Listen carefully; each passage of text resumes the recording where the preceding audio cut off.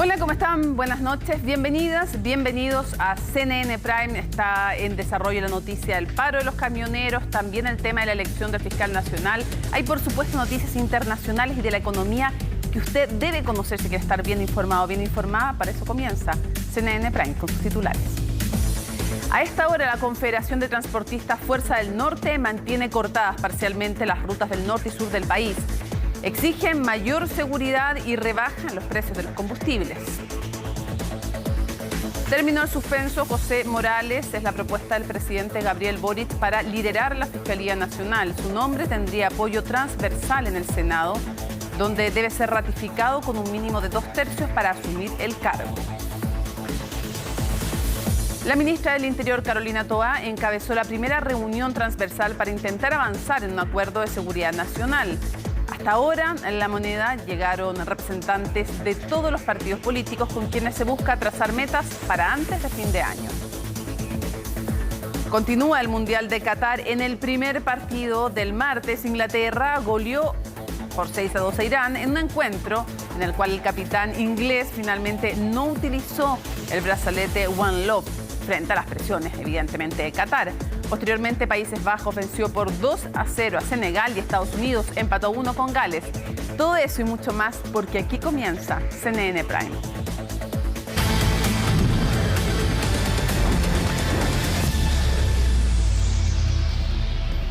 Bueno, comencemos con la noticia del momento. Gremios de camioneros continúan su movilización y el paro indefinido a nivel nacional.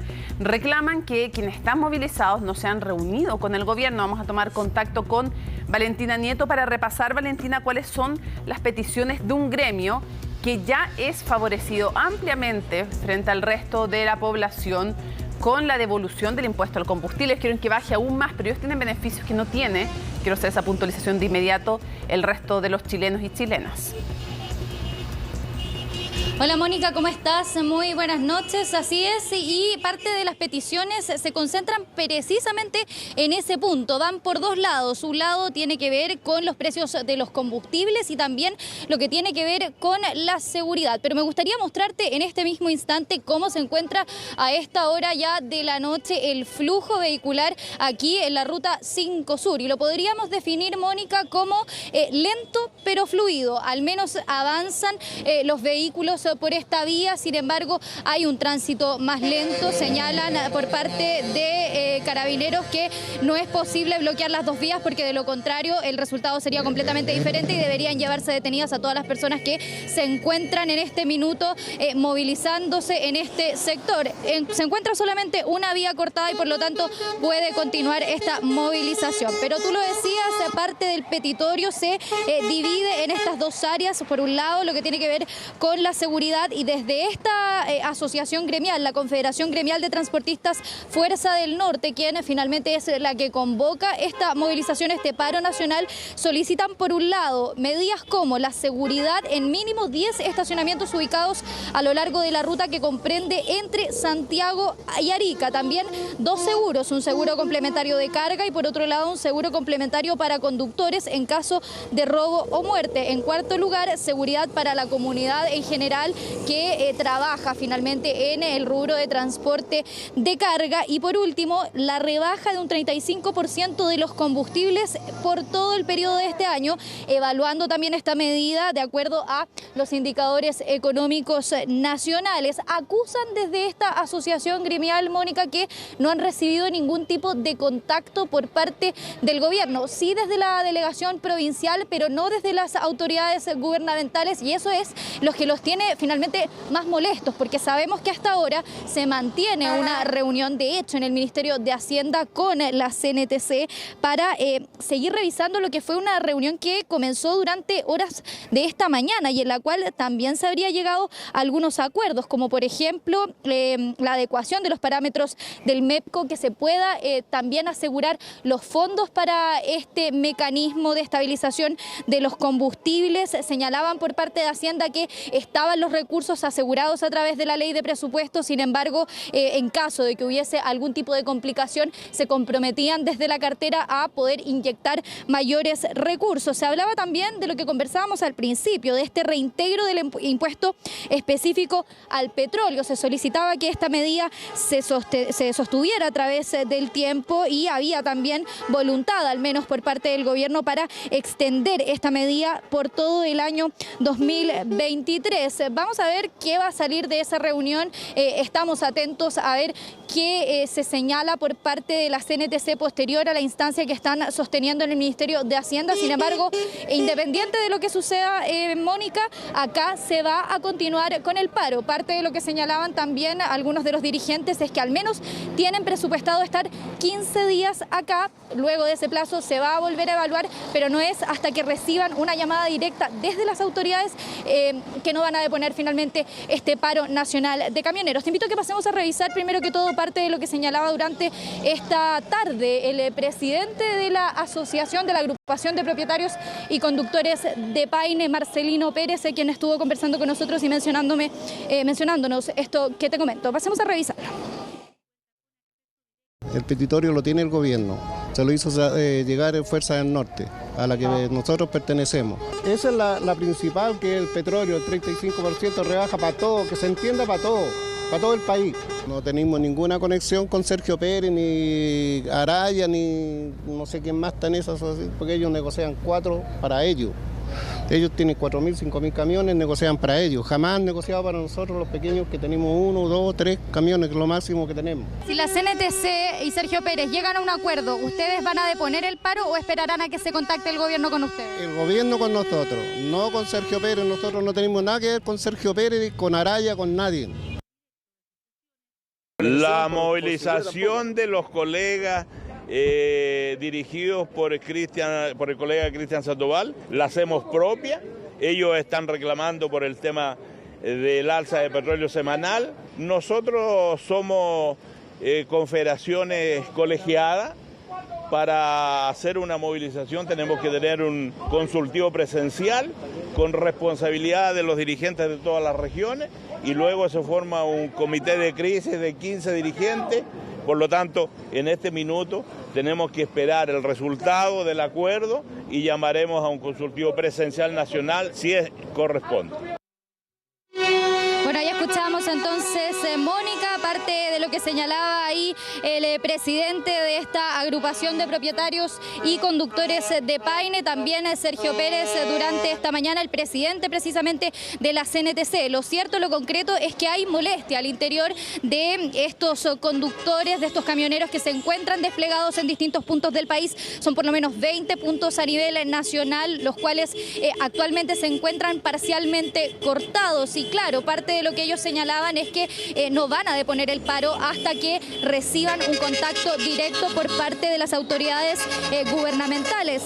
Implicaba esto que, independiente de los acuerdos que puedan llegar desde la CNTC, ellos sí o sí quieren poder negociar también lo que había formado parte de su petitorio, porque señalaban que esta movilización la habían impulsado ellos y que por lo tanto esperaban una respuesta desde el gobierno. Es importante señalar, Mónica, que tanto la CNTC, la Confederación Nacional de Transporte de Carga, y la Confederación Nacional de Dueños de Camiones, que son las 12 organizaciones gremiales más grandes en este rubro, no están a este minuto adheridas al paro. Hicieron una crítica bastante tajante, a pesar de que entendían las peticiones que realizaban los manifestantes. Decían que todo se tenía que hacer por el lado del diálogo, que era necesario implementar también instancias en las cuales se pudiese llegar a un acuerdo por el gobierno, pero siempre a través de estas mesas de trabajo. Hubo críticas también por parte del gobierno durante esta jornada. Fue también el subsecretario Monsalve quien rechazó esta movilización.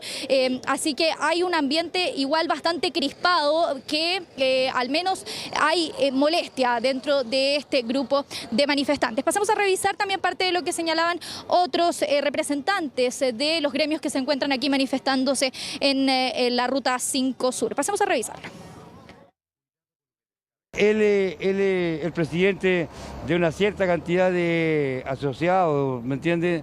Así como tiene adherentes, tiene detractores también de su misma coalición, así que No sé, la verdad la cosa es que yo no lo conozco, no me siento reflejado, no me siento reemplazado ni nada con él. No lo conozco. Sigue entonces. La movilización sigue, hasta aquí nosotros... Es que la movilización no es CNTC, no es Sergio Pérez. Hasta que llamen del norte. Hasta que llamen a nuestros dirigentes del norte. Ellos son los que van a responder y van a contestar todo tipo de preguntas y soluciones. Si el precio, así como está los combustibles, las bencinas y el diésel, ya no es insostenible salir, ni andar, ni manejar, ni trabajar. Y él quiere estabilizarlo. Por ende, por eso les dije yo en delante, no lo sentimos reflejado por este caballero. No sé si yo no lo conozco. Y se merece mi respeto, pero él no empatiza con nosotros, No es un malestar, no es una molestia, no es una incomodidad vivir como estamos a la cantidad que está pagando usted el combustible y el tema de la seguridad. Y eso no es solamente en las vías, es a nivel país.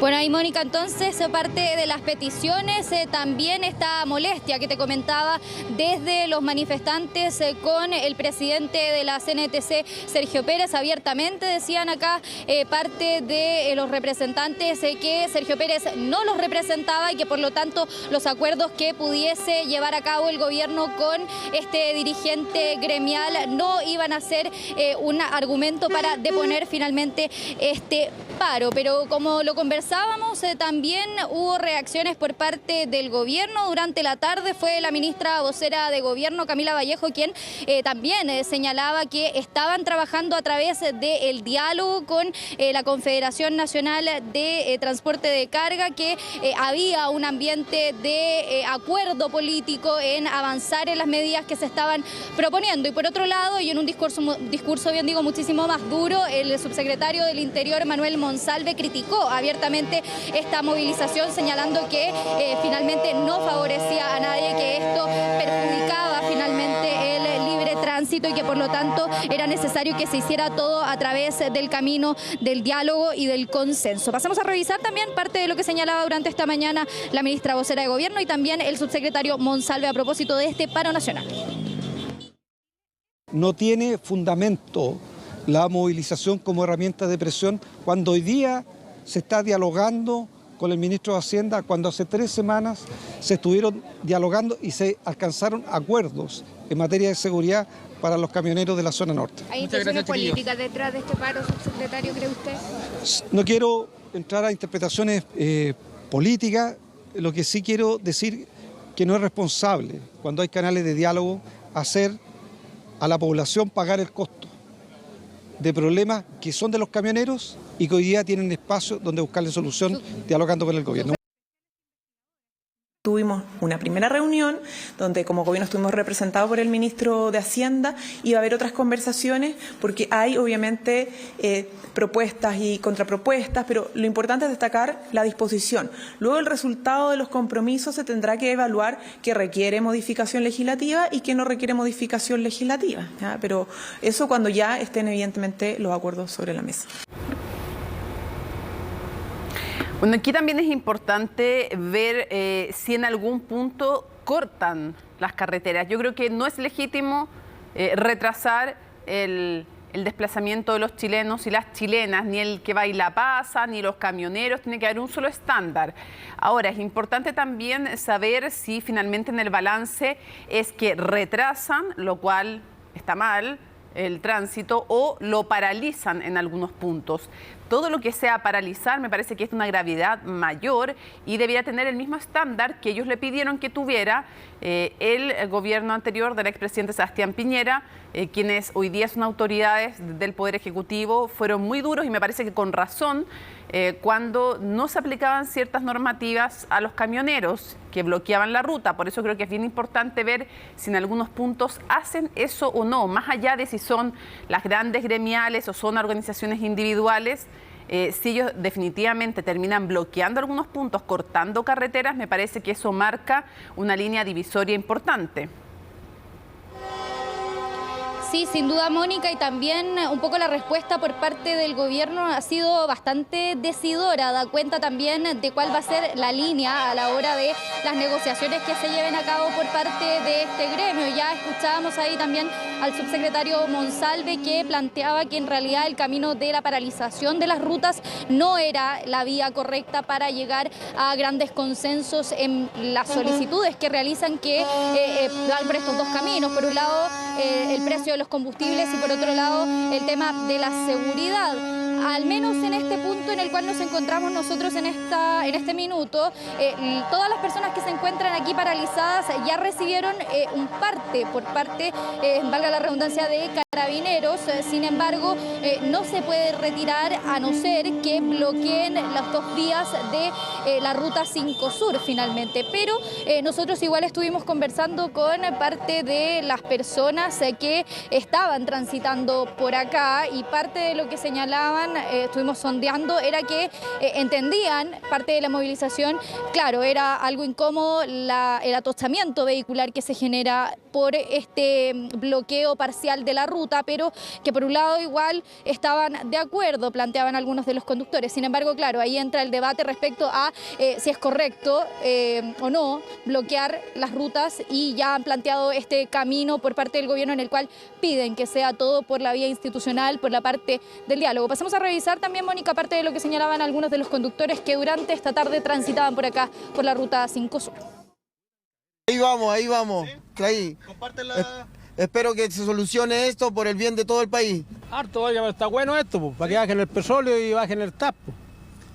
A todos los hilos, es decir, que aquí deberíamos estar todos los chilenos aquí peleando. Para nada, los camioneros siempre han hecho lo que han querido, compadre. Siempre andan llorando, son unos llorones siempre, compadre. No tanto rato, pero hubo que hacer el quito unos conos que pusieron, no sé para qué, no sé con qué autoridad ponen los conos ahí de desvío. Ya, esto está como programado con la autopista. Ya, me da la impresión que esto, no sé, huele a mal. Por otra cosa, cualquier persona lo agarrarían a palo, pero a esto no les pasa ni por curado, como se dice. Bueno, ahí, Mónica, entonces parte de las opiniones de algunas de las personas que transitaban en las horas de la tarde durante esta Ruta 5 Sur. Nosotros vamos a estar bien atentos a qué se va a concluir de esta reunión que están sosteniendo a esta hora en el Ministerio de Hacienda los representantes de la CNTC con el Ministerio, con esa cartera. Sin embargo, ya han planteado una línea de ruta, al menos en este sector, donde señalan que, independiente de los acuerdos a los cuales se llegue por parte de esa confederación, ellos van a continuar con este paro nacional hasta que desde el gobierno mantengan un contacto directo y puedan entonces revisar parte de este petitorio. Sí, yo creo que con lo que es más fácil para toda la población empatizar es con la petición de mayor seguridad, que es algo a lo que tienen derecho todos los trabajadores y trabajadoras. Eso parece de toda lógica, Valentina.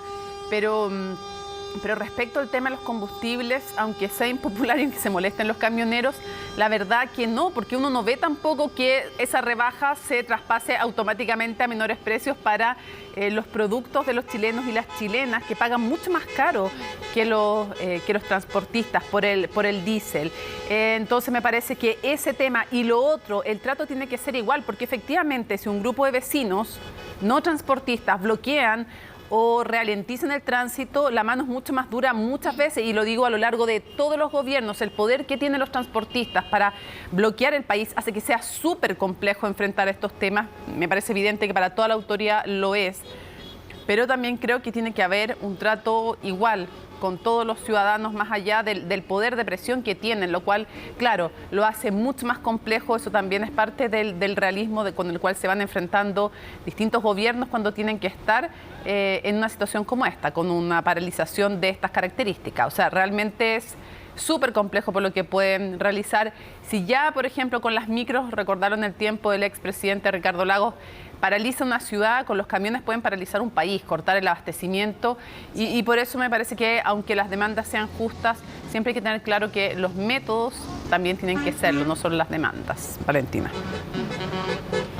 Sí, sin duda, y por eso mismo también ya han marcado esta línea desde el gobierno en las declaraciones también que escuchábamos por parte del subsecretario Monsalve, en esta postura de hacer este llamado, que era necesario entonces ir por la vía del la vía del diálogo en vez de paralizar finalmente los caminos a lo largo del país. Hay una postura ya zanjada por parte del Ejecutivo. Ahora vamos a ver cuáles van a ser también las medidas que se van a tomar. El debate respecto a, por ejemplo, el precio de los combustibles va a ser muy importante ver qué se resuelve por ese lado y también la petición de más seguridad, Mónica.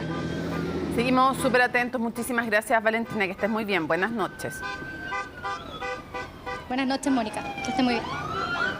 Y hablando de seguridad, pero en diversos ámbitos, más de 20 parlamentarios de los partidos con representación legislativa llegaron a La Moneda para reunirse con la ministra del Interior.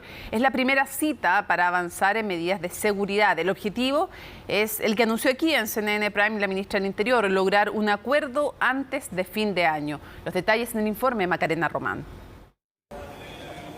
Uno a uno comenzaron a llegar los representantes de distintos partidos políticos a La Moneda. Nadie quiso estar ausente de la primera reunión transversal para avanzar en un acuerdo nacional de seguridad. Bueno, la mejor de las expectativas es llegar a un acuerdo en seguridad, que es la prioridad número uno en la ciudadanía. Yo creo que es el trabajo de todos los que estamos en el Congreso. Más allá de que en el pasado hubieron muchas leyes que votaron en contra quienes hoy gobiernan, nos alegra ver que hoy día hay un cambio de actitud.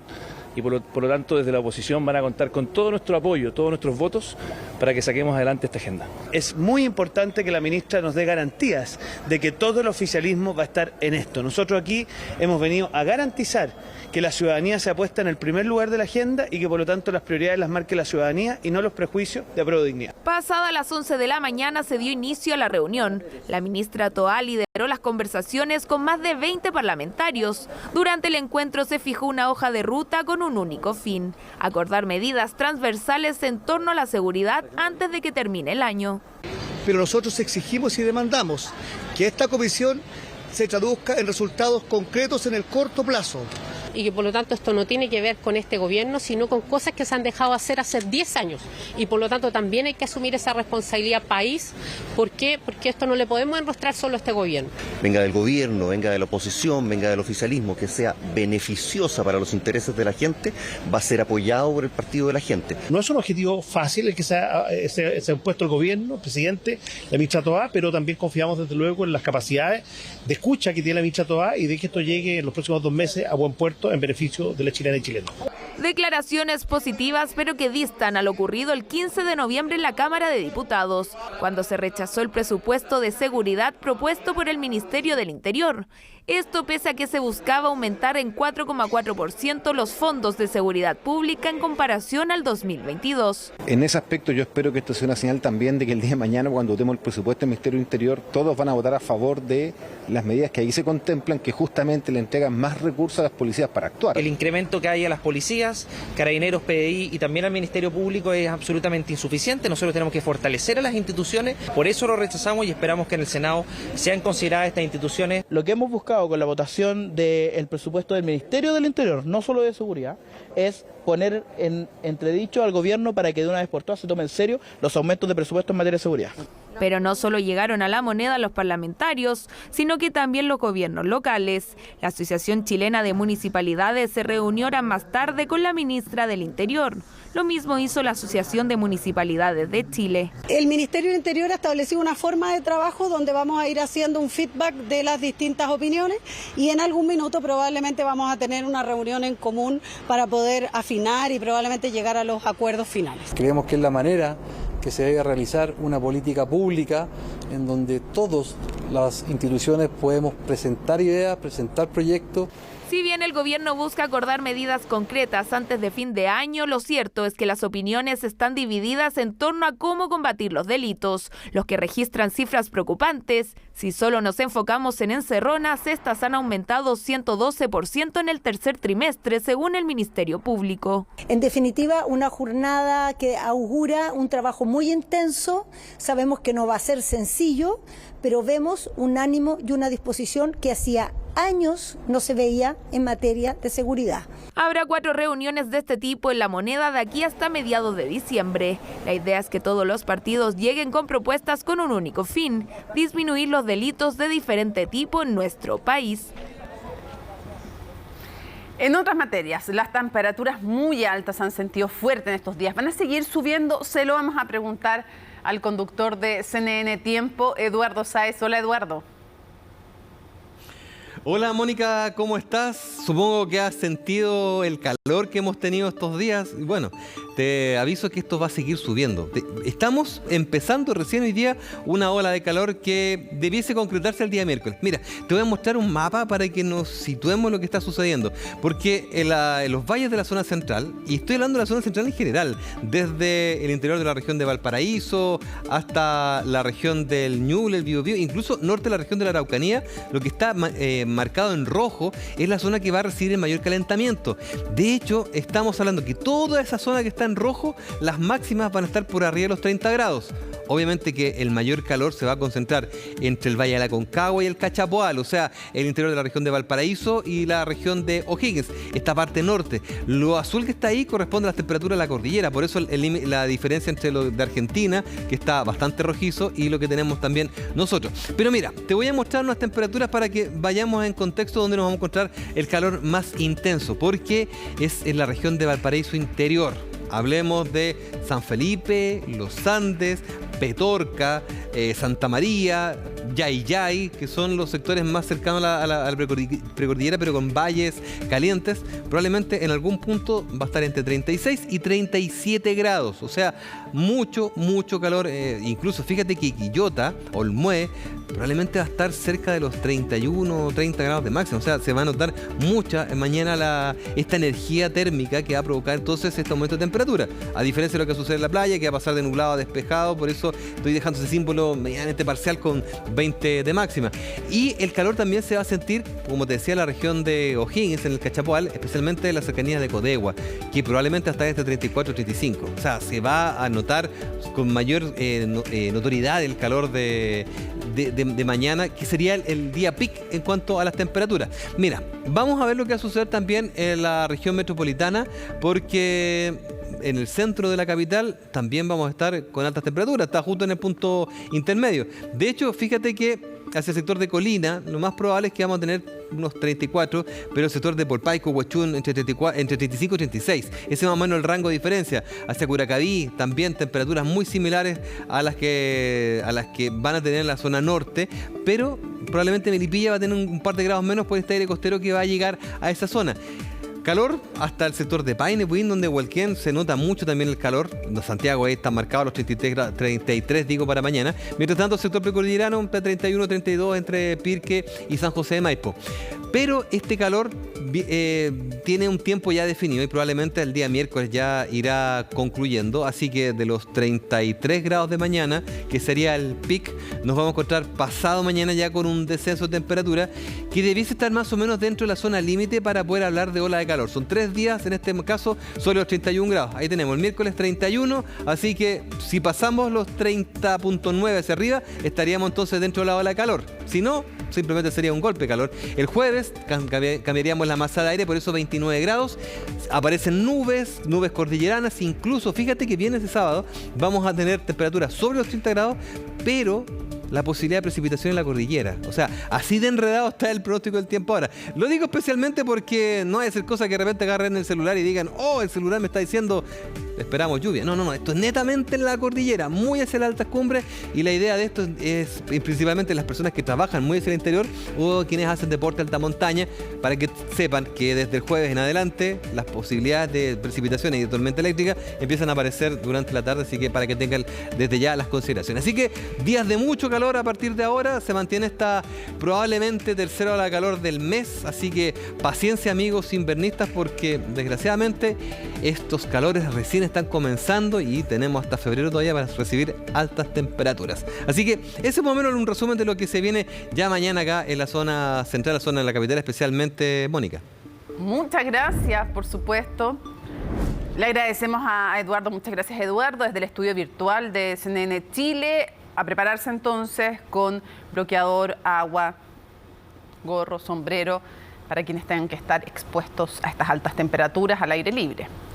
Y en otro tema que tiene que ver también con salud, pero que es súper grave, fíjense que ante el aumento de licencias médicas, la Superintendencia de Seguridad Social estudia limitar la entrega de este documento por cada médico, hay que decirlo correcto, no le dice doctor, pero es médico, ya yo lo sé, pero en fin, la entrega de estos documentos, ¿cuántos puede entregar cada profesional, no? Una propuesta que fue bien recibida por gremios de la salud. El informe es de Ángela Rayman. Desde el inicio de la pandemia, la solicitud de licencias médicas se ha incrementado considerablemente. Solo en 2021 el uso de esta herramienta alcanzó los 8,5 millones, mientras que en los últimos 12 meses se han detectado a más de 650 médicos que emiten más de 10 licencias al día, lo que ha sembrado las dudas en el sistema por su correcto uso. Desde el Ejecutivo han planteado la idea de limitar la entrega de estas, aunque no todos en el sector están de acuerdo. No todos los médicos vemos el mismo número de pacientes, ni tampoco pertenecemos a la misma especialidad, ni todas las especialidades indican el reposo como parte de su tratamiento. Finalmente se va a terminar pagando justos por pecadores, ya que todos los pacientes que van a requerir ese reposo se van a ver limitados porque esos médicos no van a poder ejercer el derecho que tiene cada paciente como parte de su tratamiento. Desde el gobierno no se han querido referir al respecto, pero exautoridades de salud manifiestan no estar de acuerdo con esta medida. Si bien reconocen que el aumento en la emisión de este documento ha significado una preocupación para el sistema, más bien llaman a atender los problemas que producen la avalancha de licencias médicas. En primer lugar, se debe analizar a qué se debe este aumento de licencias médicas, no solamente suponer que es un mal uso. Sí, me parece que hay que fortalecer la fiscalización, dar más herramientas también al Ministerio Público para poder investigar, porque muchas de las querellas que se han interpuesto no terminan en condena. Concentrarse, enfocar realmente en quienes delinquen y ese mala costumbre, esa forma de delito de fraude al fisco, frenarla. Las consecuencias de salud, tanto físicas como mentales, que dejó la pandemia serían una de las principales causas de este aumento de licencias médicas, además de enfermedades osteomusculares. Desde el mundo clínico y teórico del sector, tampoco creen que limitar la entrega de estas sea la solución al fraude que existe en el uso de esta herramienta. La licencia en sí está pensada como un beneficio para que la persona recupere la salud. No es un problema la licencia misma, sino el mal uso de esta. Entonces lo que tenemos que hacer es abordar los problemas de fondo, ¿cierto?, que están causando este mal uso o que están aumentando el uso de esta licencia y abordarlos desde esa perspectiva. En el caso de los médicos que atendemos clínicamente, no nos pueden limitar así como así. Es necesario sentarnos, conversar y discutir, clínicos y teóricos, para entender qué es lo que se está haciendo y entender que la licencia no es un premio. La idea surgió desde la Superintendencia de Previsión Social con el fin de combatir el mal uso de este beneficio. Sin embargo, desde el punto de vista de la legalidad, ya hay herramientas de fiscalización en la entrega fraudulenta de licencias médicas. Así, hay fuentes que sugieren que en lugar de limitar estas para los médicos, se deberían aumentar las sanciones ya existentes. La ley sobre otorgamiento y uso de licencias médicas ya establece sanciones a los profesionales que abusan de la entrega de estas licencias, pero no es un reglamento que se haga extensivo, que tenga efecto a todos los médicos y que de antelación, ¿cierto?, se le imponga esta restricción. Solo previa investigación ante una denuncia podría la superintendencia establecer límites.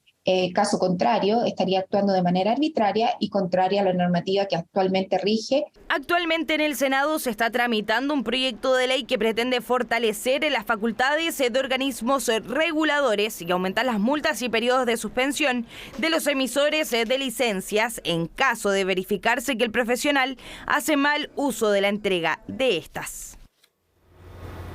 Se terminó la incertidumbre. José Morales Opaso es el nombre propuesto por el presidente Gabriel Boric para liderar el Ministerio Público. Si bien Chile Vamos y la DC anunciaron que van a dar sus votos en el Senado, en el oficialismo no quedaron del todo felices. Es quien llevará casos como LAN, del cual fue sacado, Cascada, del cual también fue retirado, y otros más como Kodama, por ejemplo. Francisca Cárdenas nos cuenta en la siguiente nota. Abogado de la Universidad Central y actual fiscal adjunto jefe de la Fiscalía Local Santiago Norte, José Morales Opaso, es el nombre que La Moneda postulará al Senado para asumir como nuevo jefe del Ministerio Público. La Fiscalía es un órgano esencial del Estado, es un órgano autónomo, pero que cumple un rol fundamental en el sistema de justicia y en la democracia. Por lo tanto, tenemos que ser todos extremadamente cuidadosos de la forma en que tratamos esta discusión. Como prioridad, ¿cierto?, la seguridad ciudadana. Y ese es un criterio fundamental. Lo segundo es que haya un conocimiento y una implicancia de la importancia de la lucha contra el crimen organizado. También mejorar los resultados en materia de persecución penal y también la mejora en la respuesta a las víctimas. La decisión se conoció en el último día hábil que tenía el presidente Gabriel Boric después de que la Corte Suprema elaborara una quina donde Morales obtuvo 17 votos, al igual que el abogado Ángel Valencia. Morales necesita 33 votos de los 50 votos del Senado para convertirse en el sucesor de Jorge Abbott. Desde la recepción del oficio, el Senado tiene 10 días para pronunciarse. Va a ser citado a una sesión de la Comisión de Constitución. Y sobre la base del informe de esa comisión se va a votar en sala. Vamos a proponer una sesión especial que se realice el día 30 de noviembre. Sesión especial donde el gobierno deberá alinear a sus fuerzas políticas, ya que en Chile Vamos Morales ya cuenta con los votos necesarios para ser fiscal nacional, al igual que en la DC. Sin embargo, en algunos sectores del oficialismo esto dependerá de la presentación que hará el fiscal ante el Senado. Tenemos una buena impresión de él y además que tiene la experiencia necesaria en lo que se refiere a la persecución criminal. Ahora, hay que tener presente, eso sí, que el presidente toma una decisión en un contexto y en un marco limitado. Por lo tanto, yo lo que voy a hacer ahora es estudiar con mucho detalle los antecedentes del candidato Morales, su quehacer, y también, por supuesto, nos interesa mucho que él se defina públicamente respecto a temas que son sensibles. Yo sí voy a votar por él y creo que la mayoría de los senadores de Renovación Nacional también. A mí me extraña que alguien venga a decir hoy día responsablemente que va a revisar los antecedentes. Si nosotros los revisamos, tenemos los antecedentes hace hartos días. Y hay quienes hubieran preferido que se optara por Marta Herrera al revisar esos antecedentes, y es que era la única mujer que quedó dentro de la quina final, y al igual que Morales lleva tiempo en el Ministerio Público. Personalmente, claro, nos hubiese gustado tener una mujer que encabezara el Ministerio Público. ¿Qué van a estar los votos entonces en el Senado? Bueno, me imagino yo que el presidente, a través de sus ministras, ha hecho este análisis. Hubiera sido una excelente fiscal nacional, tiene una larga trayectoria en el Ministerio Público, tiene una larga trayectoria académica. Yo fui alumno de varios de los candidatos a fiscal nacional. Una designación que, pese a ser valorada por las fuerzas políticas, no deja a todos contentos. Que tendrá su votación el próximo 30 de noviembre, donde se decidirá si José Morales será o no el nuevo jefe del Ministerio Público luego de Jorge Abbott.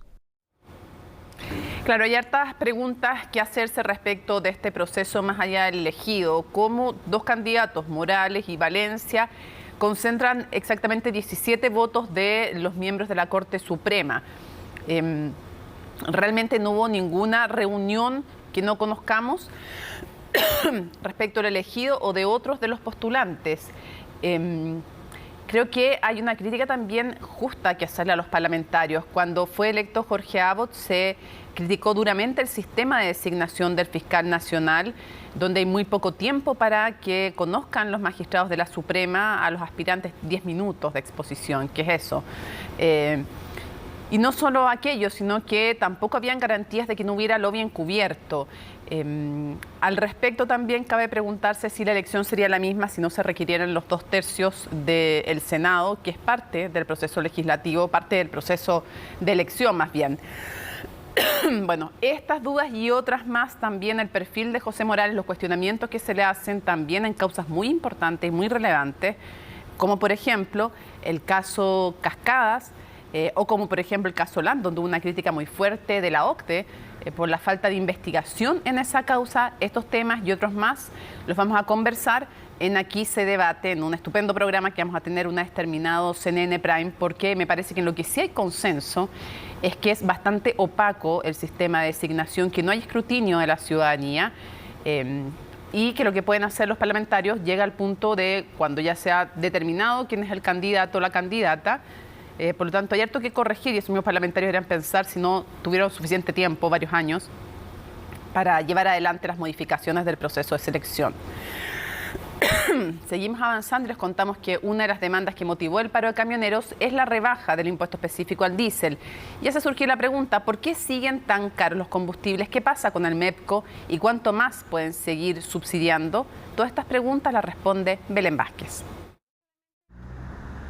¿Por qué las bencinas están tan caras? Es quizá la pregunta que todos los automovilistas se hacen, y la verdad es que hay varias razones para explicar las constantes alzas en el combustible. Primero es evidentemente los precios internacionales, el segundo efecto es el tipo de cambio y el tercer efecto es la capacidad que se ha tenido con el mecanismo de suavización de traspasar estos pesos. Con todos esos factores presentes, la realidad es que en las bencineras el precio de la gasolina ya supera los 1.300 pesos y dependiendo el tipo bordea los 1.400, mientras que el diésel, que fue por décadas la opción más barata, ya le corta el camino a la bencina y está por sobre los 1.200 pesos el litro. Vamos a estar un par de meses con precios de la gasolina y el diésel sobre los 1.200 pesos, 1.300 pesos. Ya, o sea, acá viene como una meseta, una estabilidad en el precio de los combustibles, pero todo eso va a depender de la evolución del tipo de cambio. El MEPCO ya está llegando a su límite y de hecho, según las estimaciones de Clapes, el tope de $3.000 millones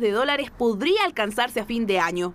El punto es que si ese mecanismo llega a su techo, el traspaso semanal a los usuarios sería el doble de lo que estamos observando, es decir, hasta 20 pesos por litro. Para evitar ese escenario, el gobierno debe destinar más recursos y propone un incremento de otros $1.500 millones desde el 1 de enero para nuevamente llegar a los $3.000 millones. Los subsidios pueden distorsionar las señales económicas, pero también hay que tomar en cuenta el presupuesto de las empresas, de las pequeñas empresas y de los hogares, porque si bien Chile tiene un precio de la benzina y los combustibles alto, no es el más alto, digamos, de la región, ni tampoco es el más barato, porque precisamente ha traspasado gradualmente estos precios. Alzas que motivaron la movilización de los camioneros del norte, quienes piden una rebaja al impuesto específico. Por lo mismo, en paralelo, aquellos que no están movilizados se reunieron con el ministro de Hacienda para abordar esta materia. Y si bien Marcel, según los transportistas, se comprometió a mantener la rebaja de dicho tributo y usar el MEPCO cada 2 semanas, lo cierto es que en la práctica el precio del diésel que pagan los camioneros ya está bajo. Algunas estimaciones dan cuenta que la proporción del MEPCO, que a su vez se financia en una parte con el impuesto específico, subsidia 98 pesos al diésel y 26 a la gasolina de 93. La gracia del MEPCO es que hace que el impuesto específico sea variable.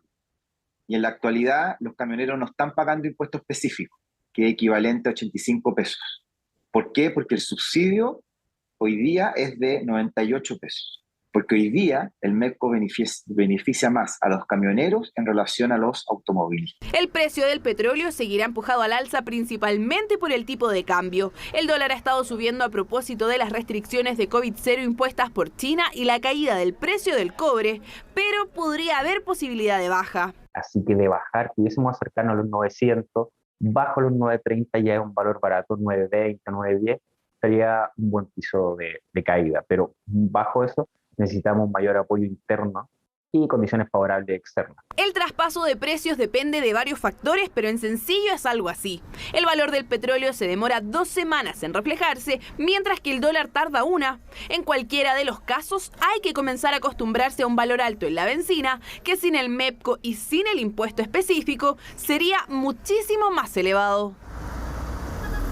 Bueno, tras el aumento de hechos delictuales y del comercio ambulante en el casco histórico de Santiago, la alcaldesa Iracy Hasler solicitó una mayor intervención del Estado para enfrentar esos problemas con el objetivo de que la ciudadanía y los locatarios vuelvan a caminar sin temor por las calles. Declaraciones que las hizo aquí en CNN Chile en el programa Tolerancia Cero. La nota es de Belén Saldías. Caminar por estas calles del centro de Santiago es cada vez menos una opción, al menos para una parte de la ciudadanía. Distintos hechos delictuales, sumado a la gran cantidad de comercio ambulante en diferentes sectores del casco histórico de la capital, han contribuido a un aumento de la sensación de inseguridad. Totalmente inseguro. Es muy complicado salir a la calle porque tú no sabes con quién te topas, quién está a tu lado. Ahora yo vengo a hacer una diligencia puntual y de aquí yo me voy inmediatamente. Poco se viene al centro porque igual es muy inseguro andar acá, pues. A nosotros nos han pasado cosas acá en el centro, así que por eso venimos poco. Sensación de inseguridad que también lo notan los locatarios y trabajadores del casco histórico de la capital, quienes incluso aseguran que ha bajado la concurrencia de visitantes, por lo que se hace necesario un plan para enfrentar estas situaciones. Sí nos hemos dado cuenta que llegan menos turistas porque igual hay mucha gente que les molesta a los clientes, las personas que vienen a pedir dinero o que se acercan a vender a la mesa. Esas personas ambulantes a muchos clientes les molesta. Hemos visto muchas veces robos, peleas.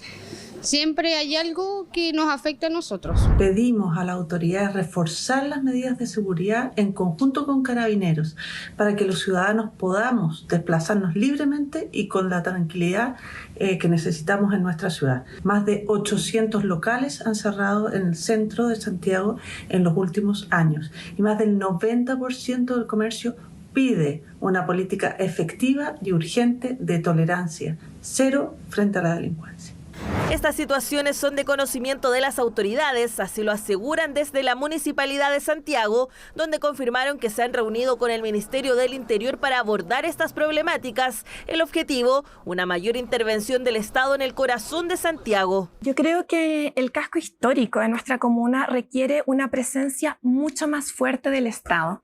Y ese es un trabajo que es de conjunto. Los municipios no estamos a cargo del orden público. Aquí necesitamos, y lo he hablado con la ministra de Interior, lo he señalado privadamente y públicamente, necesitamos una intervención más profunda del Estado, en la Plaza de Armas, en el Paseo Ahumada, en el Paseo Puente. Una intervención que se espera realizar en lugares donde se ha observado un incremento de los problemas de inseguridad. Sin embargo, desde el municipio también existen críticas a cómo se ha abordado esta situación. Vemos que ya aún no asumen la realidad de la comuna.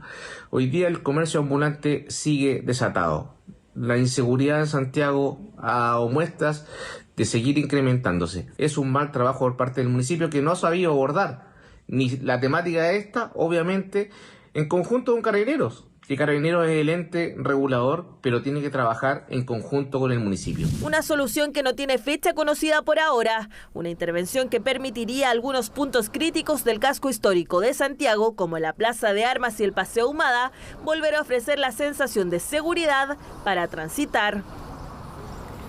En una semana clave para cerrar el diálogo constitucional, el presidente de la UDI, Javier Macaya, dijo que no tomarían el acuerdo si se cometen los mismos errores del pasado.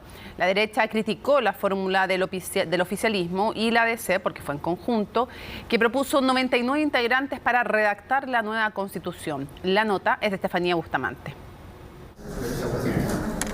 Con la propuesta oficialista más DC sobre la mesa, ya 9 días de culminar un mes clave para las fuerzas políticas, la UDI tiró el mantel y puso en duda el cierre del acuerdo constitucional para esta semana. Si apurarse significa hacer las cosas mal y cometer los errores que se cometieron en el proceso anterior, yo prefiero no tomar un acuerdo en noviembre. Hablar de 100 personas no es muy diferente a hablar de 155. La demora ha tenido que ver fundamentalmente con ello y con ese maximalismo de repetir exactamente lo que fracasó. De 155 a 90 personas más 9 escaños reservados fue la oferta que no convenció Chile Vamos, sector que este martes deberá entregar su propia propuesta a la mesa negociadora que se reunirá en Valparaíso. Le quiero hablar a la derecha muy directamente y a Javier Macaya, presidente de la UDI.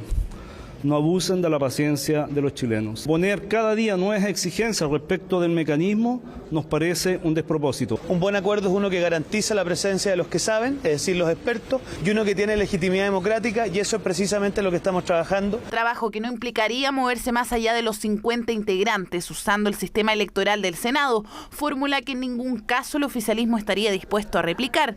No obstante, sí estarían abiertos a discutir el número. Necesitamos abrirnos porque, insisto, ya tenemos mecanismos que van a resguardar el cumplimiento de los principios y de mecanismos de arbitraje. Le pedimos también al senador Macaya, presidente de la UDI, que no desconozca lo avanzado hasta el momento. Mientras que la UDI llama a desdramatizar la idea de no alcanzar acuerdo, el oficialismo pide acercar posiciones para llegar al número mágico entre los 70 de amarillos, los 60 de demócratas y los 50 de Chile Vamos. Que podamos reunirnos y que nadie salga de esa reunión sin que lleguemos a un acuerdo y para abocarnos en un 100% a lo que está esperando la ciudadanía, que es preocuparnos de la seguridad ciudadana y de reactivar la economía. Pero siempre esperamos que haya un ánimo de avanzar y no de continuar dilatando. Ya llevamos casi 3 meses en estas conversaciones y creemos que es tiempo de ponerle término. Lo cierto es que tanto el oficialismo como la oposición están negociando a contrarreloj, pendientes de los diferentes sondeos de opinión sobre el mecanismo para redactar la nueva Constitución. Y la opinión mayoritaria de la ciudadanía es que Chile necesita una nueva Constitución democrática y el tiempo para llegar a acuerdos se acaba. Yo creo que es esta semana, de lo contrario podemos finalmente estar jugando un rol de boicot. Por supuesto que es mucho mejor llegar a un acuerdo antes, pero cuando uno habla de una constitución que nos va a regir por 30, 40, 50 años, tomarse una semana más, 2, un mes, no parece tan relevante cuando uno tiene a la vista lo que está en juego. Se espera que el martes sea una jornada clave para calmar los ánimos y desenredar el mecanismo, último nudo de los diálogos que hasta ahora llevan 2 meses, 17 días y contando. Un fondo de compensación climática como acierto y una deuda frente al uso de combustibles fósiles fueron los contrapuntos que dejó la COP27. Una cita en la que Chile tuvo un rol importante y entregó anuncios relevantes para nuestro país frente a la crisis climática. Miranda Speck nos cuenta. Tras casi 2 semanas de tensas negociaciones, un aplauso se escuchó fuerte en la COP27. Hoy, aquí en Sharm el Sheikh, establecimos el primer fondo dedicado a pérdidas y daños, un fondo que se ha estado gestando durante tanto tiempo. Fue calificado como histórico en medio de una cita marcada por las protestas. No hubo acuerdo en el tiempo oficial y solo 36 horas después de lo establecido, el fondo compensatorio para que los países ricos puedan solventar los daños generados por la crisis climática en los países más vulnerables tuvo luz verde. Conseguimos que el financiamiento para pérdidas y daños estuviera en las negociaciones. Una especie de indemnización climática en que las naciones pertenecientes principalmente a la OCDE tendrán que financiar este tipo de consecuencias.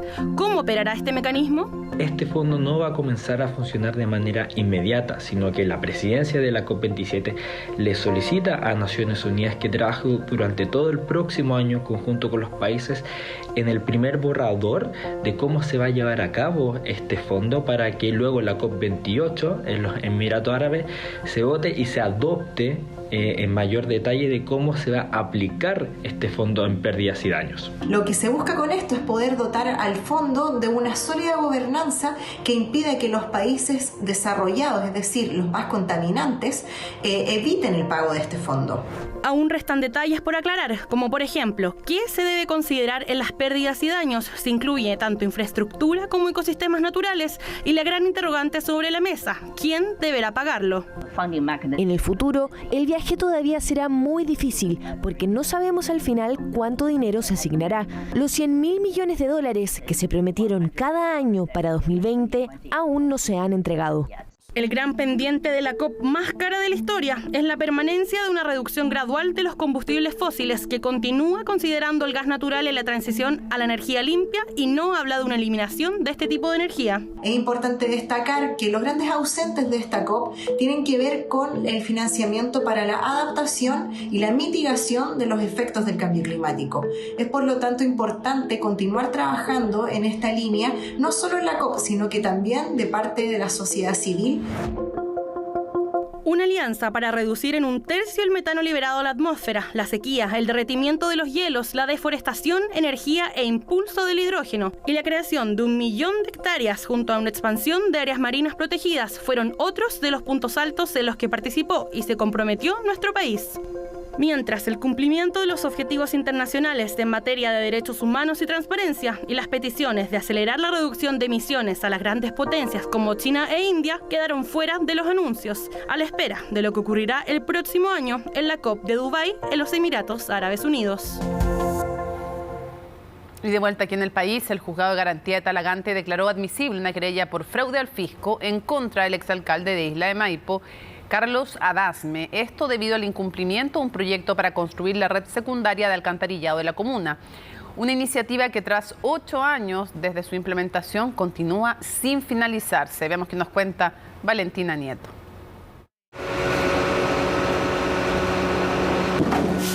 y ustedes ven que la manguera pasa por acá, por la cocina. Este es el comedor, tuve que correr la mesa. ¿Para qué? Para que pudiera pasar la manguera.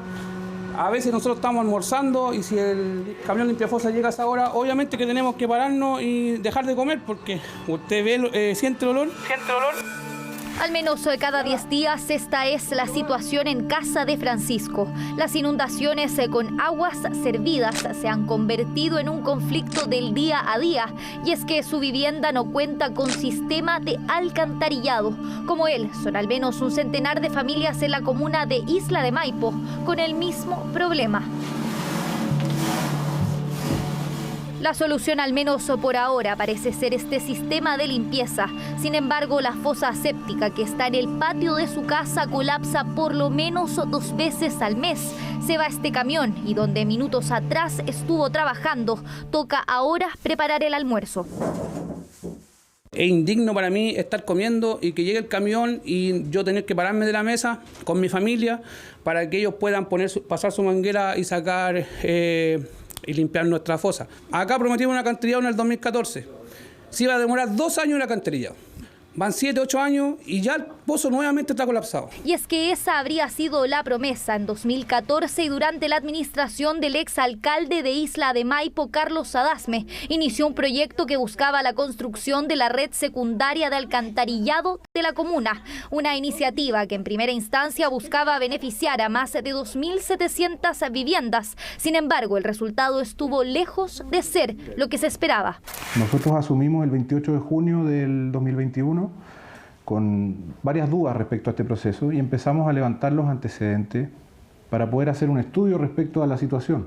Y en eso aparecen antecedentes graves. Hechos relevantes.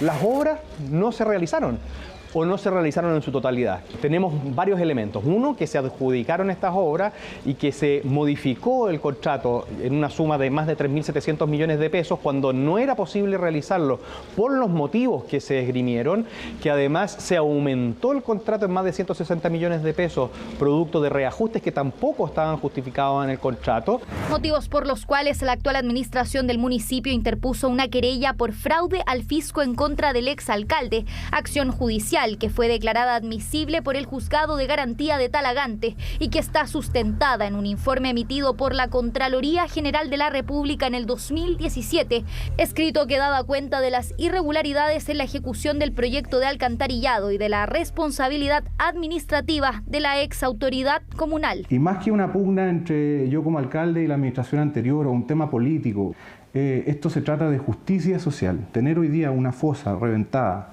no poder salir al patio por los malos olores, no poder celebrar una Navidad, un cumpleaños, es algo indigno en el siglo XXI y a 40 kilómetros de Santiago. Hace como unos 5 años que empezó la obra de alcantarillado y solamente tiraba agua, solamente agua. Pero alrededor de unas 3 semanas más o menos que empezó a salir este musgo blanco que tú estás viendo, que aquí ya es un foco importante porque es aguas servidas. Ya es como que hay personas que se conectaron y están dentro de esto y empieza a salir acá el olor, que es putrefacto. O sea, yo sé que tú lo estás sintiendo en estos momentos. Geraldine es otra de las tantas vecinas de Isla de Maipo que también han tenido que lidiar con este problema. Esta calle permanece inundada las 24 horas del día y dice sentir temor por ella y su familia ante lo que podría ser un potencial foco de infecciones justo en la puerta de su casa. Tengo personas de tercera edad en la casa, tengo a mi sobrino y son personas susceptibles a contraer infecciones. A pesar de que somos una zona rural, tenemos cierta cantidad de moscas, pero esto es un foco netamente de moscas, es insalubre, bacterias, parásitos. Entonces, ¿dónde está el bienestar de eso? ¿Qué pasó realmente? Entonces, yo todavía hasta esta fecha que estamos hoy día juntas, no tengo respuesta. No tengo respuesta. 510 días debería haber demorado esta obra en estar lista. Sin embargo, hace por lo menos 8 años que se encuentra paralizada. La empresa que se adjudicó la licitación en estos trabajos era Inatec. Más de 8.000 millones de pesos era el monto que estaba destinado a la construcción del alcantarillado. Sin embargo, en 2015, y aludiendo dificultades en el terreno, se aprobó un pago extra por 3.000 millones de pesos.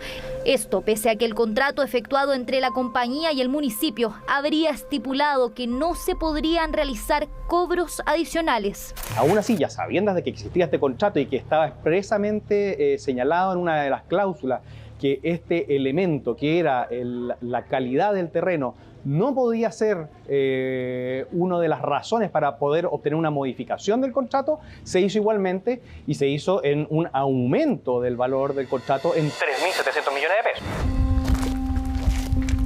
Las consecuencias de este fallido proyecto quedan a plena vista, no solo en las alcantarillas. Las calles de este pasaje nunca más pudieron volver a ser pavimentadas. Incluso hay viviendas que han comenzado a hundirse debido a la humedad en el terreno. Yo no abro la ventana. Se me pasa muchas veces el olor de la comida para todo, para el comedor, para todas partes. El olor no se soporta. Si yo le hiciera pasar lo mismo que está aquí, imagínense encerrada adentro. El olor se encierra. Yo tengo aquí esto, no he terminado. Hay casos incluso que van 2 veces en la misma semana a limpiar la fosa, porque la fosa ya no da abasto. Y tampoco las capacidades del suelo aguantan una segunda fosa. Entonces es una situación crítica.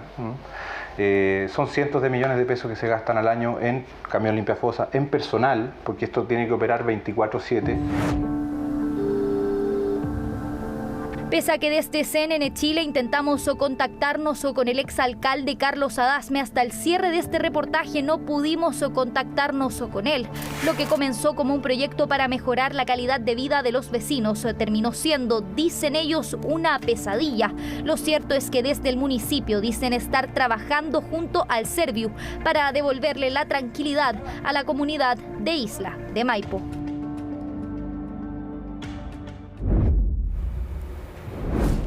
Estamos listos para revisar las noticias internacionales junto al editor del área, Mario Arriaga. Mario, ¿cómo estás? ¿Cómo estás, Mónica? Partimos en Indonesia, que lamentablemente fue golpeada nuevamente por un poderoso terremoto. Es un país que sabe de catástrofes naturales, no solamente terremotos, también volcanes, pero el de la madrugada de este lunes, Mónica, dejó al menos 162 muertos. Esa es la cifra que manejan hasta ahora las autoridades, aunque ese número podría subir en las próximas horas, debido a que hay decenas de desaparecidos y lo más terrible, Mónica, es que decenas de edificios quedaron completamente destruidos. Por lo tanto, los trabajos se realizan a contrarreloj por parte de los socorristas para intentar encontrar algún tipo de sobreviviente. Ahí vemos las calles de la localidad de Java Occidental. Esto está a unos 75 kilómetros de la capital, Yakarta, que es donde ocurrió finalmente este terremoto que, fíjate, Mónica, es de magnitud 5,6. A ver, para nosotros no es tanto, pero hay que poner ojo en la profundidad, que fue de tan solo 10 kilómetros. Eso hizo entonces que este movimiento telúrico generara tanta destrucción en un país que, insistimos, está acostumbrado a este tipo de fenómenos, de catástrofes. Está en el cinturón de fuego del Pacífico, ahí donde ocurre la mayor cantidad de movimientos de este tipo en el planeta, y por lo tanto Indonesia sabe lamentablemente de este tipo de tragedias. Son más de 2.200 las casas que quedaron completamente destruidas y más de 15.000 personas desplazadas. Muchas de ellas perdieron absolutamente todo. Ahí vemos las imágenes que muchas personas tuvieron que ser atendidas en las calles debido a que los centros asistenciales estaban completamente colapsados después de este movimiento que vuelve a afectar entonces a este país de Asia. Vamos a cambiar de tema, Mónica, con algo que ya habíamos adelantado en el día de ayer, el regreso de Donald Trump a la red social Twitter después de esta polémica. Estaba revisando si había puesto algo. No, pero sí tuvo pero viste que había muchas respuestas de su último tweet. Sí. Y bueno, no fue el único en todo caso, Mónica, fíjate que Kanye West también fue... Estaba salvado. Un grupito, imagínate, una fiesta entre Elon Musk, Trump y Kanye West. Bueno, todos de nuevo juntos en Twitter. Por lo menos Trump dice que no va a utilizar esta red social. Kanye West, de hecho, estuvo hoy día también tuiteando, y hay varios actores que ya han decidido, u otras figuras que han decidido derechamente salir de este nuevo Twitter que comanda Elon Musk. La nota es de Isel.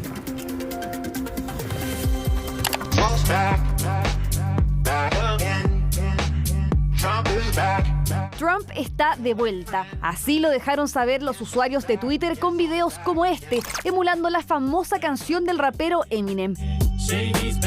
La cuenta del republicano finalmente fue restablecida tras semanas de especulación sobre qué decisión tomaría al respecto el nuevo dueño de la red social, Elon Musk.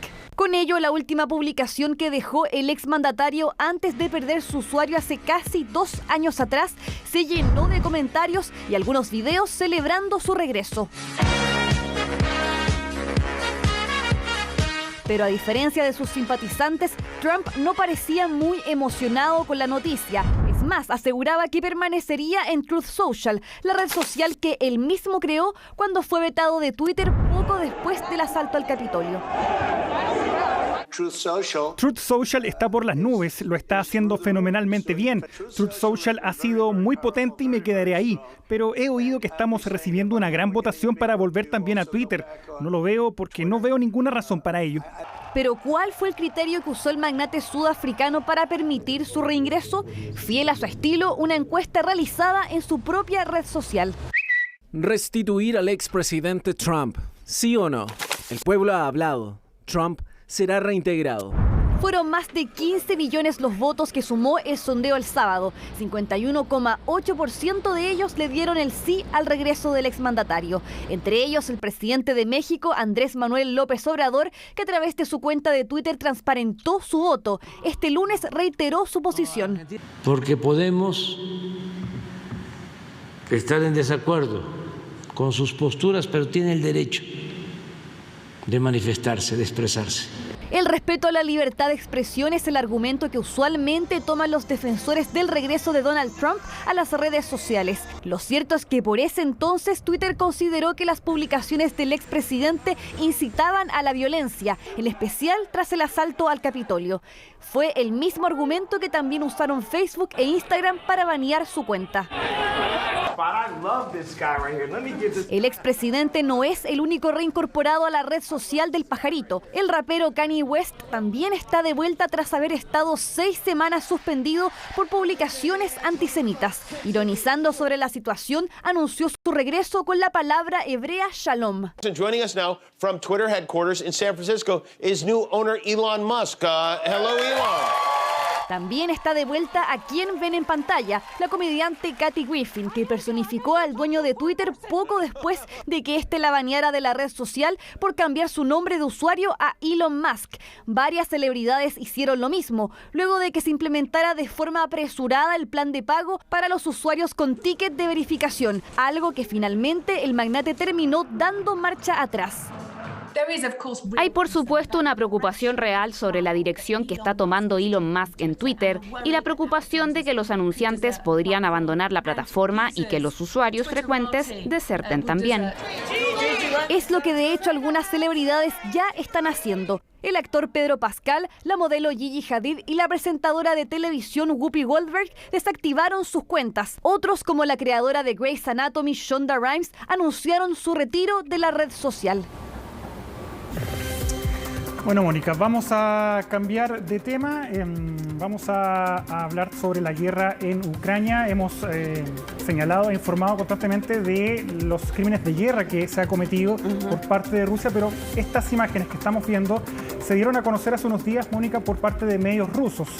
Ahí se ve cómo soldados, una tropa de soldados ucranianos, rodea esta granja en Lugansk, y ahí vemos que hay soldados rusos que están rendidos. Salen con sus brazos en alto, sin ningún tipo de armamento, se tumban en el suelo y vas a ver unos segundos después, Mónica, que aparece otro soldado ruso disparando.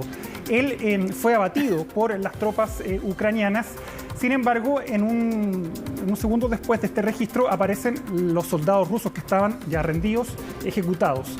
Esto fue publicado hace unos días atrás, fue desmentido por Kiev, diciendo de que este había sido un montaje por parte de Rusia, pero fíjate que el domingo por la noche el New York Times confirmó la veracidad de este hecho, por lo tanto esto podría constituir un crimen de guerra cometido por parte de las fuerzas ucranianas. Hasta ahora Kiev y el propio gobierno del presidente Volodymyr Zelensky ha insistido en que esto se trata de un montaje. De todas maneras, tanto la ONU como Estados Unidos ya están al tanto de estas estas imágenes y por lo tanto se va a realizar una investigación. De todas formas, en este periódico estadounidense, el Times, dice que no hay dudas de que este video es cierto y que estos soldados entonces habrían cometido este crimen de guerra. El que entra a escena es ruso. Es ruso. Y lo abaten. Sí, lo abaten los ucranianos. Hasta ahí está todo bien. Está todo bien. O sea, bueno, no está todo bien. Ojalá nunca se tuvieran que matar personas entre sí, obvio ya. Pero me refiero a que hasta ahí no se ve un crimen de guerra, sino una acción de defensa. Así es. Pero luego aparecen los que estaban en el suelo, también muertos. En el fondo muertos. Con, charcos. Obviamente no pusimos la imagen, aunque muy fuerte. Con charcos de sangre y estaban desarmados, estaban rendidos ya. Por lo tanto... No es que el ruso les haya disparado a los otros que estaban en el suelo, sino que son las balas de los ucranianos. Son 4 videos. Y todos los videos fueron grabados por las tropas ucranianas. Hay drones, hay cámaras, como veíamos ahí, de corporales de unos efectivos y otros. Por lo tanto, es un caso bien preocupante. Absolutamente. Y que se da también en momentos donde ocurrió hace poco también esta caída de misil en el lado polaco, que finalmente se trató de un misil ucraniano. Vamos a ver qué va a pasar con esta situación. Obviamente lo que ha dicho el gobierno de Kiev es que ellos van a investigar esta situación, pero insisten de que esto no sería real y sería parte de un montaje nuevamente de Rusia. Aquí los crímenes de guerra los cometen ambos bandos que están involucrados, no solo porque Rusia tenga más crímenes de guerra que Ucrania, lo hace menos grave. Cada vida cuenta. Así es. Mónica, también un tema que conversábamos ayer, los 80 años de Joe Biden. Hoy día el presidente estuvo participando en el perdón del pavo, que es obviamente una tradición en Estados Unidos, claro, por el Día de Acción de Gracias que está celebrando por estos días Estados Unidos. Pero todavía está este debate, si Biden debe o no presentarse a la reelección con ya 80 años. No es primera vez que Estados Unidos está debatiendo sobre la edad de presidentes. Antes de Biden era Ronald Reagan, quien era el presidente más longevo en estar en la Casa Blanca, y ahora entonces el demócrata. Veamos el informe de Jacinta Molina, que nos cuenta entonces cuál es el ambiente y cuáles son las proyecciones para que Biden finalmente diga sí o no a una posible repostulación. Suele decirse que la edad es solo un número, pero lo es cuando hablamos de la persona al mando del país más poderoso del mundo. La pregunta volvió a rondar la Casa Blanca este domingo, luego de que Joe Biden festejara su cumpleaños número 80 y se convirtiera en el primer presidente octogenario en la historia del país. Un cambio de folio que llega en un momento dulce y agraz, donde el demócrata aún recuerda el favorable resultado en las elecciones de medio mandato. La única ola roja de esta temporada será cuando mi pastor alemán, Commander, derrame la salsa de arándanos sobre nuestra mesa. Y agraz porque es precisamente su edad la que aparece como su gran talón de Aquiles para algo que ya ha dicho que quiere, la reelección, aunque eso ya genere dudas en su partido. Biden asumió la presidencia en enero de 2021, ya siendo el mandatario de mayor edad en la historia del país, con 78 años. De postularse a un nuevo periodo lo haría con casi 82, y de ganar terminaría un segundo mandato con 86. Y es posible que él sea uno de esos extraños seres humanos, o no tan extraños, que pueden avanzar. Sí, 80 ya es ser muy mayor, y es un poco preocupante. Creo que es algo legítimo preocuparse por la edad de alguien, incluso por la mía. Es totalmente legítimo, pero creo que la mejor manera de hacer ese juicio es viéndome. Y eso han hecho los estadounidenses y el resto del mundo en estos 2 años, pero algunos momentos del demócrata frente a las cámaras han aumentado más esa preocupación. Como cuando en un acto público llamó a una congresista que hace poco había muerto. Congresista Jackie. Jackie, ¿estás aquí? ¿Dónde está Jackie? Pensé que estaría acá. O cuando aseguró que su hijo, Beau Biden, un veterano de guerra que murió en 2015 producto de un cáncer cerebral, falleció en Irak. Porque la guerra en Irak, la guerra en Ucrania, pienso en Irak porque allí es donde murió mi hijo. Pero esta no es la primera vez que la edad de un jefe de Estado es tema en los Estados Unidos. Ya lo había sido antes, cuando el anterior presidente de mayor edad del país, Ronald Reagan, buscaba la reelección a los 73 años y así enfrentaba esos cuestionamientos durante un debate con su contrincante demócrata de 56.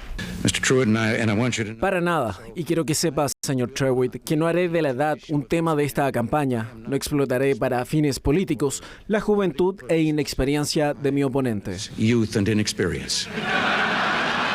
Pero la edad también puede ser un tema para quien ya anunció su intención de competir nuevamente contra Biden, de lograr la nominación de los republicanos y vencer en la elección de 2024. Donald Trump regresaría a la Casa Blanca con 78 años, la misma edad que tenía Biden cuando asumió.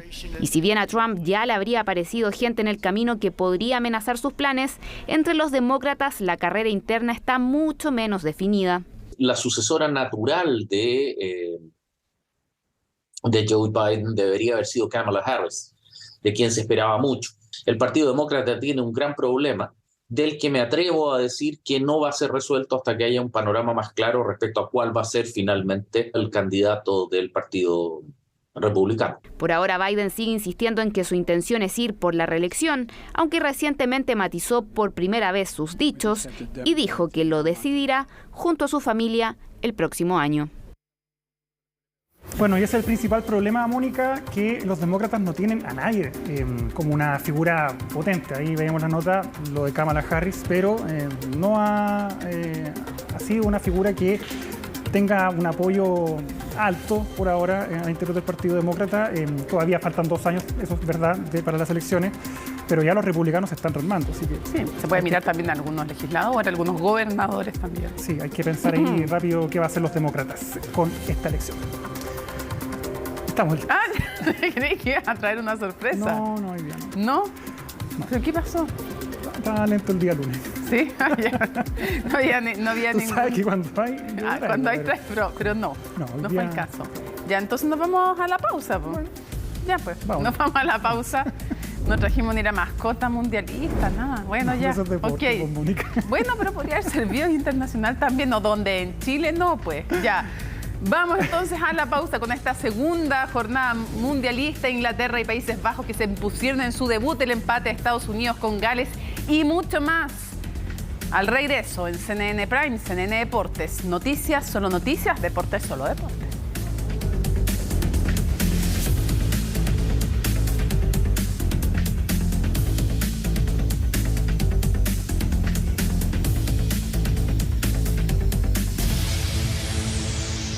Volvemos con CNN Deportes en CNN Prime, la segunda jornada del Mundial de Qatar 2022, pues miren lo que dije. Estuvo marcada por una goleada y otros brillantes partidos. Vamos a revisar los mejores momentos en el siguiente contacto. Los tres leones debutaron con una goleada en el Mundial. A los 35 minutos, Jude Bellingham marcó la apertura de la cuenta con un cabezazo. Solo 8 minutos después caería el segundo tras una serie de rebotes en el área en los pies de Bukayo Saka. En los minutos finales del primer tiempo, Raheem Sterling marcó el tercero. En la segunda fracción, Bukayo Saka marcó el cuarto y cayó el descuento para Irán tras una definición de Mehdi Taremi. Pero la ilusión duraría poco porque Marcus Rashford marcó el quinto para Inglaterra. Hay una circunstancia puntual del partido. Irán acaba de descontar. Inglaterra perdió a Maguire. Al vacío. En los minutos finales, Jack Grealish marcó el sexto. Grealish, gol. Pero desde los 12 pasos, Mehdi Taremi volvió a descontar. Un partido bastante entretenido se jugó en el estadio Al Thumama. El equipo dirigido por Luis Van Gaal salió con todos los minutos finales tras una muy buena asistencia de Frankie de Jong y un remate de cabeza de Cody Gakpo. Cayó la primera anotación. Una defensa quieta, llegar es mejor que estar y Cody Gakpo aproveche. Una defensa parada que no lo tiene en el Qatar. Minutos más tarde, llegaría el tanto definitivo tras una muy buena definición de David Klaassen, quien remató con un zurdazo con el arco libre, porque tras un remate de Memphis Depay, el arquero del Chelsea, Edouard Mendy, dejó solo al jugador de los naranjas. Con este resultado, Países Bajos y Ecuador quedaron con 3 unidades en el grupo A, mientras que Senegal y Ecuador con 0. Y aquí se viene Pulisic, aquí se viene Estados Unidos, atención. Estados Unidos contra Gales cerraron los primeros duelos del grupo B. Timothy Weah anotó a los 36 minutos. Y con un remate con la derecha desde el centro del área por el lado derecho de la portería, tras una muy buena asistencia de Christian Pulisic, después de un pase en profundidad. Con Pulisic y Tim Weah. Antes de su carrera. Se va a adelantar Bale. Con este resultado se fueron al descanso. En los minutos finales del partido, el histórico Gareth Bale anotó de penal a los 82 minutos con un disparo fuerte. Gales volvió a jugar la Copa del Mundo tras 64 años. El grupo B es liderado por Inglaterra. En segundo lugar, Gales acompañado de Estados Unidos. Y en el último lugar, Irán. ¡Gol de Gales! Lo hizo Gales. Lo hizo Bale. Qatar 2022 se inauguró con grandes expectativas entre los hinchas del fútbol. Sin embargo, el evento no logra dejar de lado las controversias. Bueno, evidentemente se está desarrollando, entre otras cosas, en una dictadura, ni más ni menos, ¿no? Para conocer cómo se vivió la segunda jornada del Mundial, vamos a tomar contacto con Enzo Olivera. Enzo, ¿cómo estás? ¿Qué tal? Buenas noches, ¿cómo están? Un placer saludarlos. Seguimos acá en CNN Chile con la cobertura de este Mundial Qatar 2022. En este momento estamos en el postpartido, acá en el barrio de Al Rayyan, el estadio, el Ahmad Bin Ali, el lugar en donde se enfrentaron por el Grupo B. En el primer partido de este grupo, Estados Unidos con su figura Pulisic contra la Gales de Gareth Bale, quien marcó el empate en los últimos minutos del partido. ¿Qué se habló en esta jornada, más allá de lo futbolístico? Porque fue una jornada donde tuvimos goles por parte de Inglaterra, donde tuvimos un gran partido, para mí el mejor de la fecha, más allá de los goles ingleses, sino el de Senegal contra Holanda. Se habló también de otros temas, lo que no se ve en la cámara en la transmisión durante los partidos de Qatar. Por ejemplo, el tema polémico del brazalete y los 7 capitanes que querían portar el brazalete con la insignia de One Love. La idea, porque no fue oficial, pero sí que fue extraoficial y se comentó por parte de FIFA, era que si los 7 capitanes iban a ingresar con este brazalete de One Love, iban a ser amonestados con una tarjeta amarilla. Se habló muchísimo, el tema fue furor en redes sociales y se suma, por supuesto, a las polémicas que ha traído este Mundial. La presentación de los hinchas como protesta de Irán y no cantar su himno, también lo que significó el propio brazalete de One Love y todas las situaciones polémicas seguramente que han tratado en este Mundial de Qatar. Lo analiza en la siguiente nota nuestro colega Tomás Marín. Qatar 2022 se inauguró en lo futbolístico, pero también en la controversia. Partiendo por el ente rector del balompié mundial, y es que la FIFA comunicó a sus selecciones que los jugadores que utilicen la jineta de la diversidad sexual serían inmediatamente amonestados con tarjeta amarilla, medida que va contra la intención de varios equipos europeos. Señoras y señores, la FIFA ha prohibido hoy una declaración a favor de la diversidad y los derechos humanos. Estos son valores a los que se comprometen sus propios estatutos. Esto es más que frustrante, desde nuestro punto de vista y también de un hecho sin precedentes en la historia de la Copa del Mundo.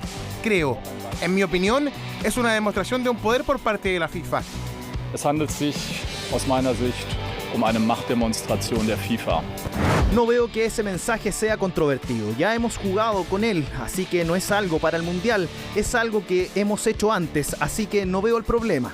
No es una decisión de los jugadores. Imagínate salir al campo con una tarjeta amarilla clara para empezar. Eso no es posible. Y tenemos que asegurarnos de que no depende de los jugadores tomar esa decisión. Un planteamiento de la organización que dirige Gianni Infantino que causó diversas reacciones. Y es que en caso de ocupar una jineta alternativa, solo se permitió utilizar una contra la discriminación provista por la misma FIFA. Hecho que causó molestia en Alemania, pero que fue respaldado por el capitán de la selección francesa, Hugo Lloris. Por supuesto, hay mucha rabia aquí. Se siente mucho como una censura y, por supuesto, que pueden quitarnos el brazalete, pero tendremos los valores que defendemos y siempre los expresaremos. Ya en conocimiento de la advertencia, Harry Maguire decidió debutar en Inglaterra con la jineta FIFA. Sin embargo, el equipo inglés igualmente realizó un homenaje a los derechos humanos al arrodillarse previo al inicio del encuentro. El otro lado de la cancha, Irán, también realizó un homenaje al no cantar su himno nacional. En este caso, en apoyo a las protestas contra el régimen que se han desarrollado en ese país desde la muerte de Mahsa Amini, detenida por la policía de la moral. Manifestaciones que también se observaron a las afueras del estadio. Tenemos que aceptar que la situación en nuestro país no es buena y que nuestro pueblo no está contento, está descontento. Estamos aquí, pero eso no significa que no debamos ser su voz o que no debamos respetarlos. Lo que tenemos es de ellos. Estamos aquí para trabajar duro y luchar. Estamos aquí hoy para el partido entre Irán e Inglaterra. Hay muchas motivaciones para la razón por la que estoy aquí, dadas todas las protestas y los movimientos por la libertad en Irán. Todo esto nos ha hecho venir aquí y estar juntos por nuestros derechos.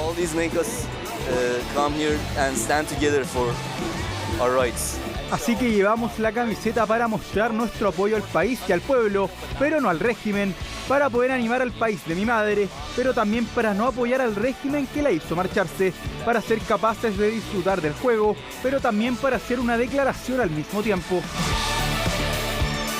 El Mundial de Qatar es mucho más que fútbol, y es que la polémica ha sido parte de esta copa desde mucho antes del pitazo inicial. Seguimos acá en Qatar 2022, escuchábamos atentamente el resumen de la jornada, los otros temas que se hablaron fuera de la cancha, analizado por el colega Tomás Marín, pero mañana vamos a seguir con la pelota y con el análisis del fútbol, porque mañana hay grandes partidos que no podemos dejar de ver. La verdad que mañana, para mí, hay dos candidatos en cancha. Argentina, con Messi contra Arabia Saudita, Francia, con Mbappé y compañía sin Benzema, contra la selección de Australia. Uno, un candidato grande como Argentina, el otro, el actual campeón del mundo. Desde acá, en el barrio de Al Rayyan, en el Ahmad Bin Ali, Enzo Olivera para CNN Chile. Le agradecemos a Enzo toda la información que nos entrega cada jornada desde Qatar y seguimos atentos. Entonces, Francia y Argentina también en nuestras miradas. Vamos a la pausa y regresamos. Volvemos con la noticia del momento, parte de los gremios de los camioneros tras la reunión con el ministro de Hacienda. Escuchemos. El tema de la tarifario que nos tiene muy complicados, sobre todo a los camioneros más pequeños, y llegamos a un entendimiento con el ministro Marcel y también con el subsecretario Manuel Monsalve. Este documento nosotros tenemos que enviarlo a las bases, a nuestras asociaciones, a nuestras federaciones, para que ellos sancionen, y esperamos que esto ayude a los colegas que están movilizados en las rutas. Acordamos tener un valor fijo del litro de combustible, diésel, por 3 meses. Y otra serie de medidas que vamos a trabajar a contar de mañana con el gobierno. Y también en seguridad tenemos acuerdos importantes para establecer zonas de descanso con dignidad para nuestros conductores del nivel de la zona de descanso Los Lagartos. Yo quiero, en nombre de la Confederación Nacional de Transporte de Carga de Chile, agradecer primero a los conductores y dueños de camiones que están en las rutas sacrificándose, y comprenderlos y empatizar con ellos. En segundo lugar, a las dirigentes mujeres que nos acompañaron hoy día y a los colegas dirigentes varones. Ha sido un día de trabajo. Reitero, esto es algo que tienen que sancionar nuestras bases, pero estimamos que puede servir de ayuda en la solución del grave problema. Voy a dejar con ustedes a los demás dirigentes que tendrán también que decir algo. Muchas gracias, muy buenas noches. Está entonces Sergio Pérez dando algunas de las luces de lo que se conversó. Hay que ver después en qué termina finalmente esto, si hay un acuerdo formal o no, si permite la bajada del paro o no, porque quienes están obstaculizando o ralentizando el tránsito en las carreteras son en general grupos más bien del norte del país y que no pertenecen formalmente a estas grandes agrupaciones. De igual manera, hay demandas que son compartidas, ha dicho el dirigente de los camioneros de una de las CNTC, que es una de las gremiales que hay, ha sostenido que piden que sean más estables los cambios en los valores del combustible, que no varíen mes a mes.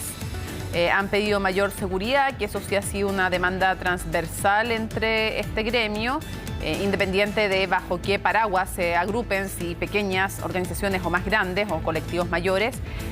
Y ha señalado entonces que siguen con las reuniones, que estuvieron con empresarios, que estuvieron con el gobierno y que van a seguir en rondas de negociaciones, y nosotros vamos a seguir monitoreando el resultado de aquello y sobre todo si los chilenos y las chilenas pueden seguir transportándose y trasladándose en las carreteras como corresponde, es decir, de manera libre. Termina CNN Prime, pero tenemos una invitación súper especial. Viene CNN Tiempo y nos parece súper relevante. Aquí se debate cada lunes, pero hoy vamos a tratar un tema que es complejo. Es tan complejo como importante para nuestra democracia. La justicia es el último refugio que tienen los ciudadanos y las ciudadanas en una democracia, ¿no?